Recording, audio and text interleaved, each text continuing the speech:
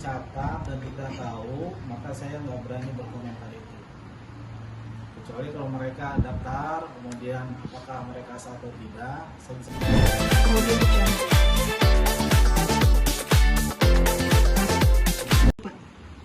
Ya, Bismillahirrahmanirrahim.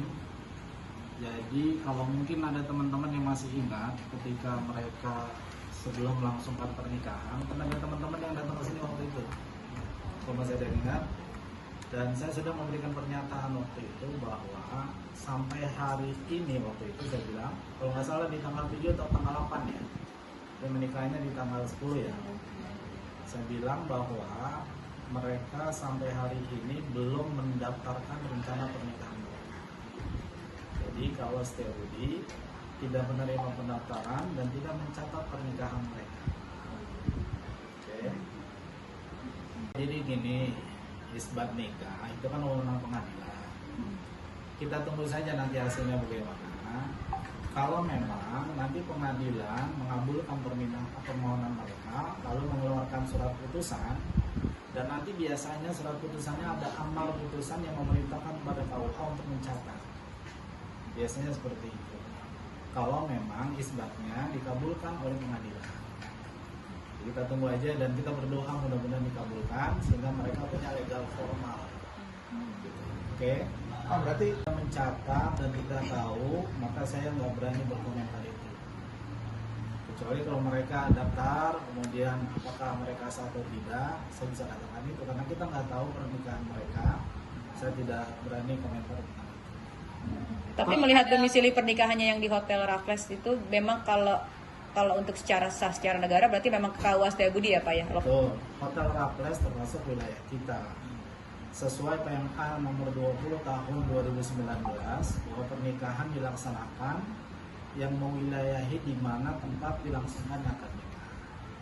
Kalau menurut aturan itu memang harusnya KUA Setiabudi. Tapi kita kan saya bilang kita tidak menerima pendaftaran dan tidak melaksanakan pernikahan. Pak, ini kata, nah itu secara peraturan sebenarnya diperbolehkan atau tidak sih Pak? Saya tidak tahu peristiwanya sehingga saya tidak berani berkomentar. Kalau Anda mau tanya silakan tanya langsung dengan yang bersangkutan karena saya nggak tahu peristiwanya. Kalau peraturan atau persyaratan terkait buku nikah sendiri mungkin seperti apa sih Pak? Mungkin persyaratan agar buku nikah itu bisa keluar mungkin. Bisa diterbitkan bisa. Iya. Ketika pernikahan mereka sesuai dengan syariat, kemudian juga secara administratif lengkap semua dan dinyatakan sah, buku nikah kita keluarkan. Gitu. Dan saya nggak tahu karena saya nggak ada dan kita tidak mencatat, maka saya tidak berani komentar apakah itu sah atau tidak. Gugatannya diterima, dikabulkan. Kalau ada nggak sih Kak kemungkinan untuk gugatannya tidak diterima mungkin? Mungkin saja, makanya kita tunggu putusan dari pengadilan dan itu wewenang pengadilan. Kita tidak berani menilai lebih dahulu, kita tunggu keputusan pengadilan. Mungkin kemungkinannya apa Pak yang membuat gugatan itu jadi Tidak dikabulkan. Ya itu nanti di pengadilan ditanya. Karena itu kan wewenang pengadilan. Oke. Berarti kalau misalnya sudah dikabulkan, mereka hanya tinggal membawa putusan dari pengadilan untuk dikeluarkan akad nikah dari sini gitu ya Pak ya?